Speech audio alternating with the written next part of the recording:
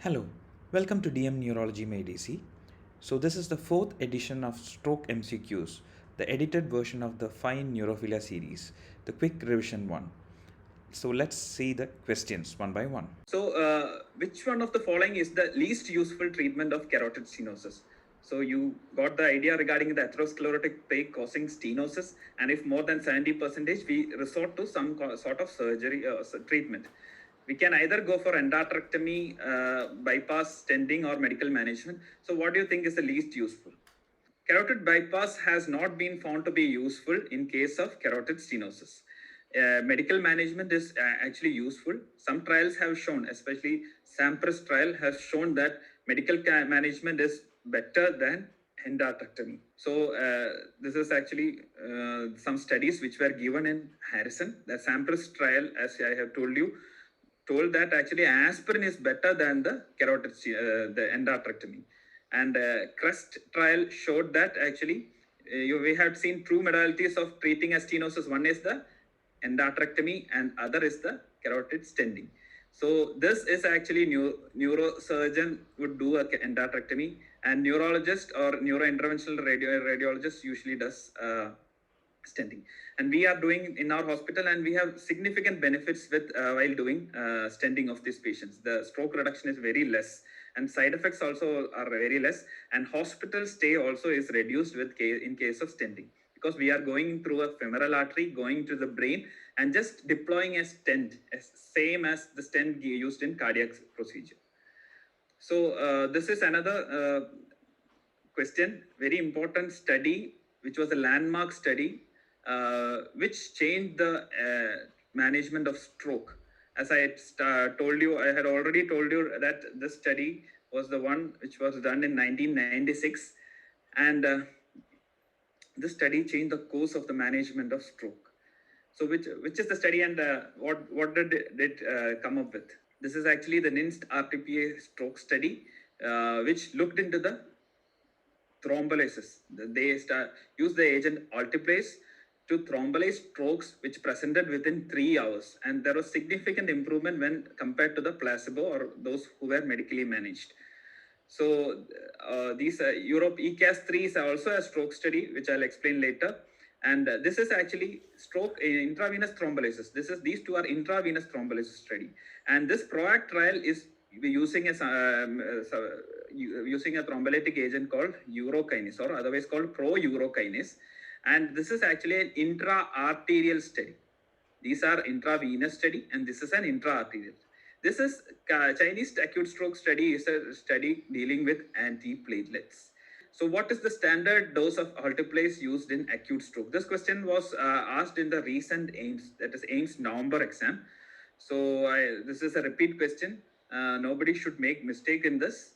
Repeat questions, if you make mistake, there will be a severe damage to your ranks. So this one is a really relevant practical question. So what is the dose? Alteplase is actually dosed at about 0.9 milligram per kilogram body weight.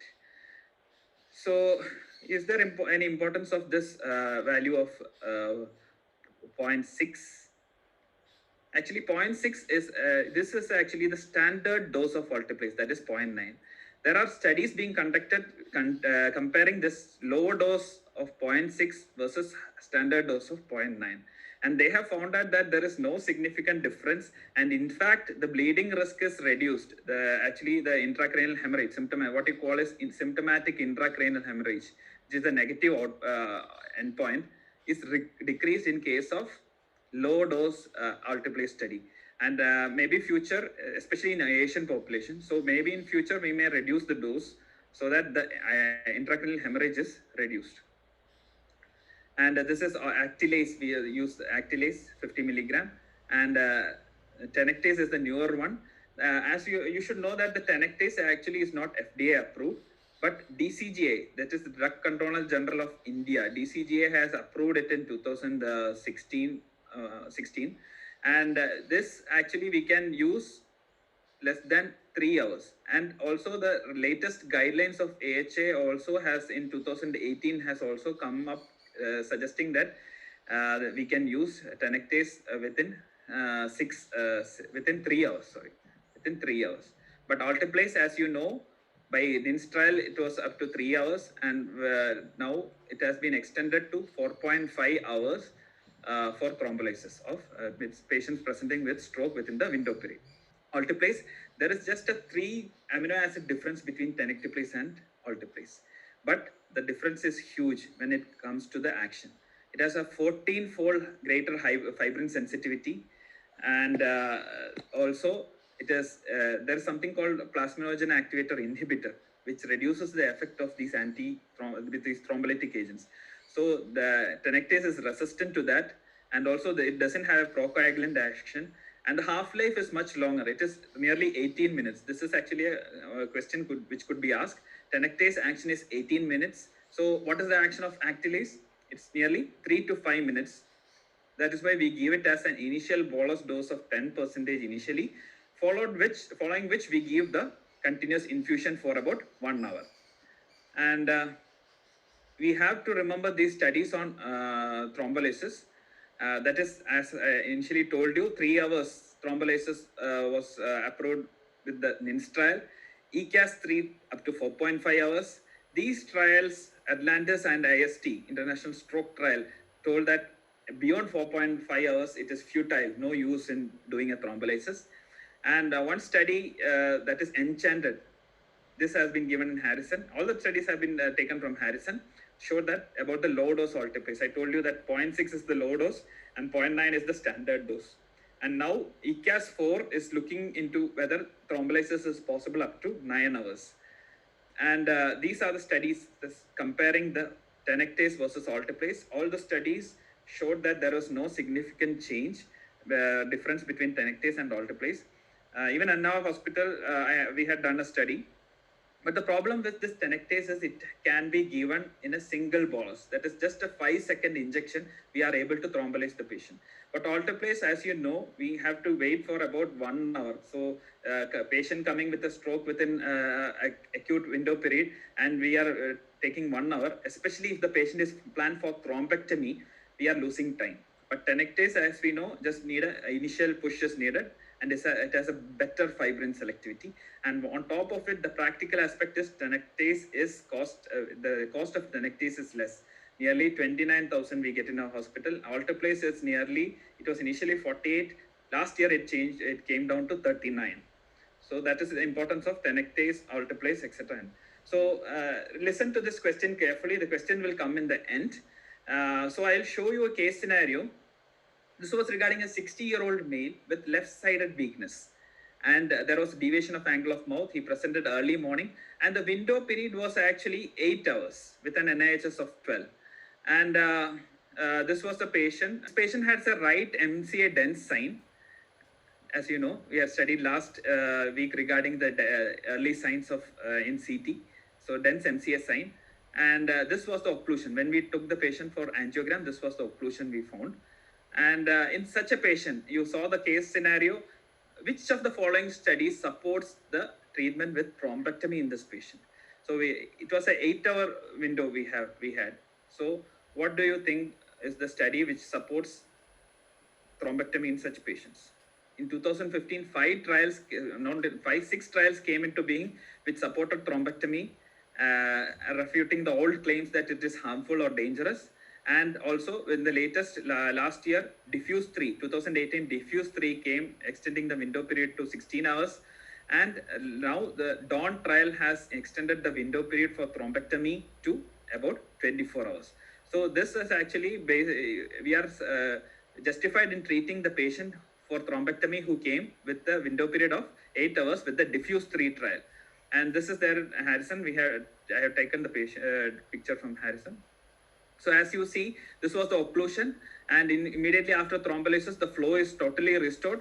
So not only restoring the flow, we could, this is the thrombus we had retrieved from the patient. And also, not only that, the patient had improved and his weakness has improved. This is one of the home video I wanted to show you regarding stroke, the importance of treatment and the change that makes in the patient's life in case of stroke. So trials in thrombectomy, you have to remember, and the previous trials, which was I called as unhappy trio, And the newer ones which supported the stroke thrombectomy was Happy 6. So unhappy trio used to be the IMS3 MR rescue and synthesis trial. I use the code IMS3 MR rescue and synthesis. And the Happy 6 are the Mr. Clean, Extend 1A, Revascat, Swift Prime, Escape, and Trace. You may think that these trials are not that useful in your exam, but definitely they are useful and sure to come. And you can revise this multiple times so that you get the idea of what these trials are. Get familiarized with the names. So as you know, the window period was extended beyond 6 hours. So a new Dawn to diffuse the nihilism for thrombectomy beyond 6 hours. So Dawn and diffuse said that thrombectomy can be done beyond 6 hours.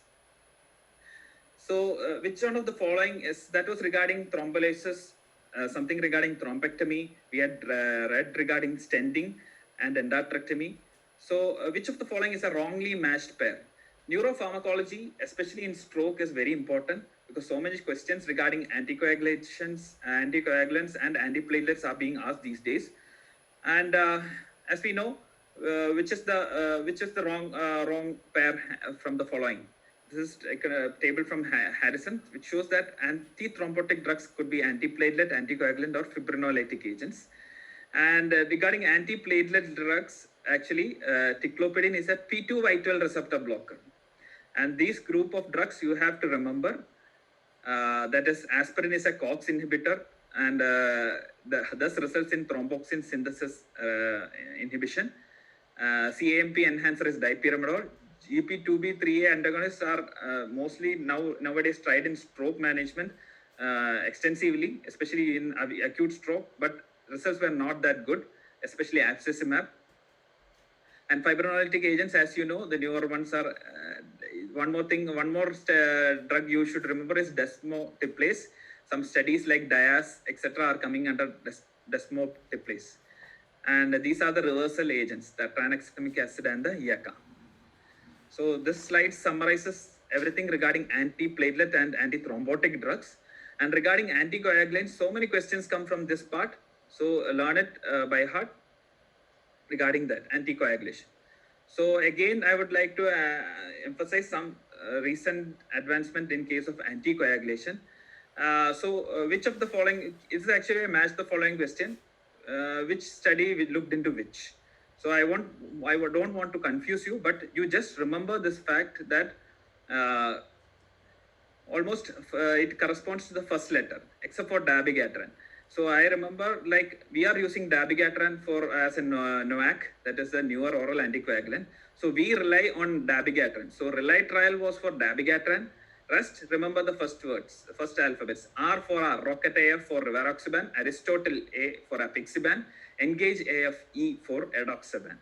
So this is a method to retain some of the points, because these trials are difficult to remember. You have to study multiple times, but definitely important. That's why I'm asking you this.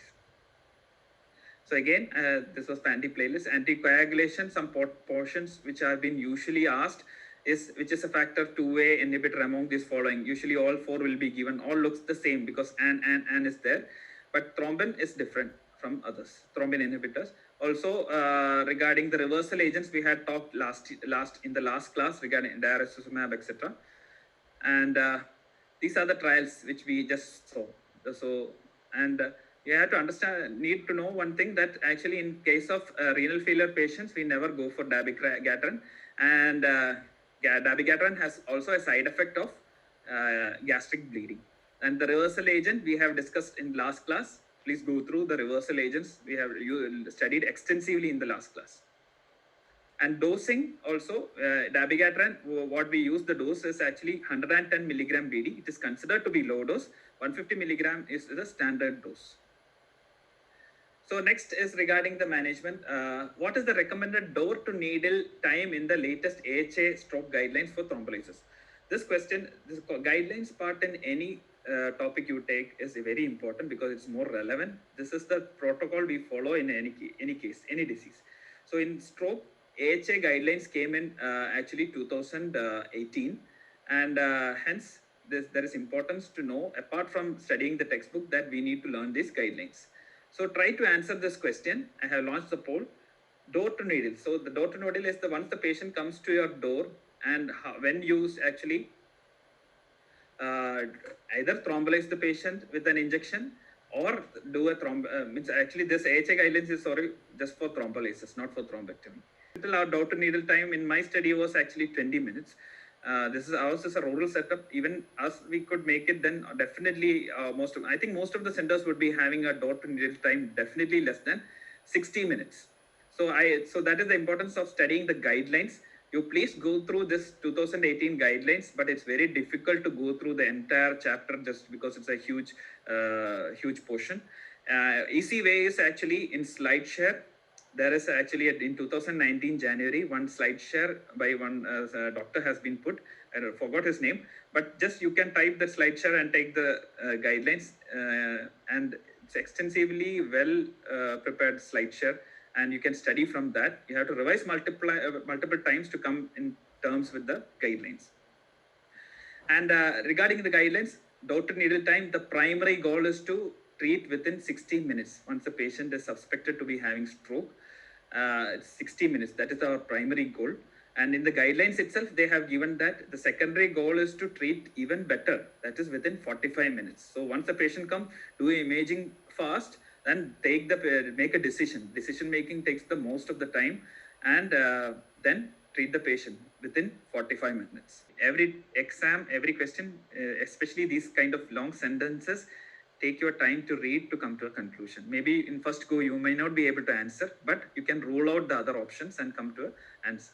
So BP, regarding BP, I'll tell you, in case of a patient coming with stroke, if his BP is more if we have to keep for thrombolysis, we have to keep the BP below 185/110, then only we can thrombolize. For that, we use various hypertensives, antihypertensives like labetalol, nifedipine, etc.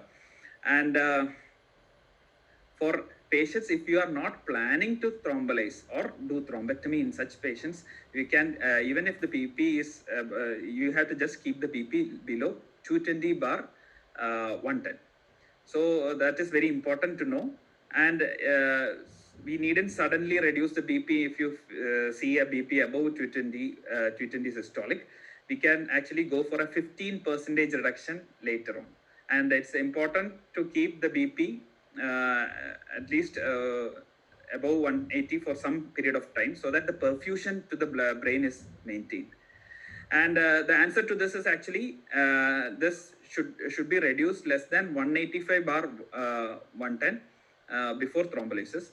And as we have studied, door to imaging should be ideally less than 20. That is also incorrect statement. Sorry for that. Actually, no, door to imaging time is actually should be ideally less than 20 minutes. It's not door to treatment, door to needle, it's door to imaging. That is, within 20 minutes, the patient has to be taken in for either CT or MRI. We usually follow the CT protocol. And if the patient is having an anticoagulation problem like platelet less than 1 lakh or INR more than 1.7, we cannot thrombolize the patient. We have to reduce the INR. So we'll discuss regarding that in the following sessions. In which of the following cases of acute ischemic stroke is thrombolysis not contraindicated? So beware of these double negative questions, because you have to see the question statement correctly before coming to a conclusion. In one go, we may think that we have got the answer, because this is actually a double negative question. Guidelines have said that actually acute ischemic stroke within 3 months window period is actually a relative contraindication. Aortic dissection is actually a definite contraindication, and also the intracranial surgery. Stroke mimics presenting within the 2-hour window period. They have found out that it is okay to thrombolize the patient because the benefits outweigh risk. These are the guidelines which we are being given by the AHA in 2018. So the importance is that a patient coming with stroke. Last class we had discussed regarding stroke mimics as well as stroke chameleons. So importance is that we don't have much time to investigate whether it's a stroke mimic or not. And while thrombolizing the patient, we are safe in thrombolizing because we are doing it based on the guidelines. So That is regarding. So do not thrombolyze if these three: severe head trauma, cranial or spinal surgery, or acute ischemic stroke within 3 months.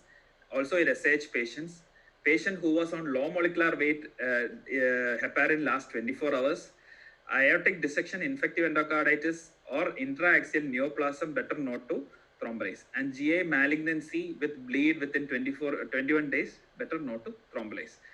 So we have been thrombolizing patients left and right and saving the lives of patients, improving their quality of life. But at times we may get some hits, actually setbacks. That is in the form of side effects with these thrombolytic medium. Very rare, but usual side effect seen is actually intracranial hemorrhage. Also, angioedema can occur in case of alteplase administration. So, which of the following, read this question carefully before you answer. So, we are talking regarding the side effects and the management of these side effects with medications. So, in case of thrombolytic agent like alteplase, what do you think is which is not a treatment for managing the side effects? You have to beware of this kind of questions, because it's not just dealing with intracranial hemorrhage, it's also planning to look into the angioedema. So that's this plain question covers two topics. The importance is that this alteplase can cause intracranial hemorrhage, and for reversing that, in the guidelines itself, they have shown that you can use cryoprecipitates, which has the factor 8, tranexamic acid and IACA can be used. And in case of angioedema, we have to stop the alteplase immediately and start them on angioedema treatment measures like methylprednisolone, diphenhydramine, and epinephrine. Actually, sorry that there was something I just wanted to correct. Actually, it's not ephedrine. Spelling mistake I wrote as it is epinephrine. So that was regarding the management. So this is actually a trick question. Read this carefully and try to answer. So this is trying to see whether you have learned something in a stroke. I think we'll just go with, we won't go with the poll. A 60-year-old male who had a CVA 2 months back presented with stroke to you within the 2-hour window period. And on admission, his BP was 200 and blood sugars were 70. What is the correct way of managing the patient? So as we see, there is a relative contraindication of stroke occurring 2 months back. That is not, so better not to thrombolyze, one relative contraindication. And regarding admission BP, if we are not thrombolizing, then we can keep the BP even high of about 220. And blood sugars is actually more than 60. If less than 60, we have to correct with IV dextrose. So the best answer would be, we can give antiplatelets for such patients, because we are not thrombolizing, or if we are not going for thrombectomy in such patients. So, and hypoglycemia, you have to correct with dextrose. So this is the strategy which is used. 110, 220, 120. I have mistakenly told 110. It's 220, 120 BP we have to treat. And once patient has stabilized and we are planning for discharge, and then it's safe to add antihypertensive at a later date. So that was regarding ischemic stroke. Stroke also includes intracranial hemorrhage as well as subarachnoid hemorrhage, subdural, even subdural we can include under stroke. So last class we have studied regarding the CT aspects of ischemic stroke. So if I ask you a question like this, sports sign in CT angiogram suggest. So sports sign is found in actually intracranial hemorrhage, bleeding. So what is the significance of sports sign in CT? So I think I have answered the question for you. Actually, sports sign is actually suggest a high possibility of bleed expansion. Many studies have come up, and it's very significant sign, and it suggests that the bleed is about to expand in a few minutes or hours. So this is actually the sports sign which we see in this patient. You can see the spot here, sports sign.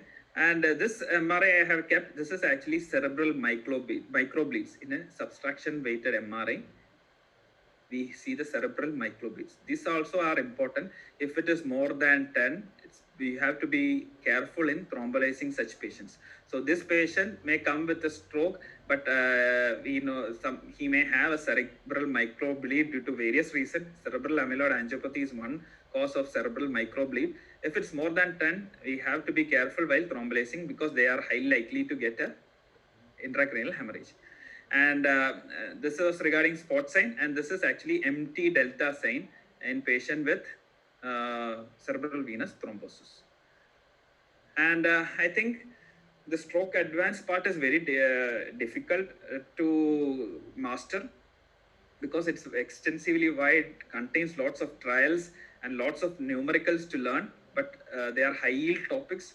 Try to learn this stroke topic, this stroke advanced part, especially the treatment part, in the way I have discussed. I didn't mean to make a capsule of all this, but I wanted to tell you that these are the points which shouldn't be missed while you study or read Harrison as well as Bradley or try to solve questions. So with this, I'll stop the topic proper.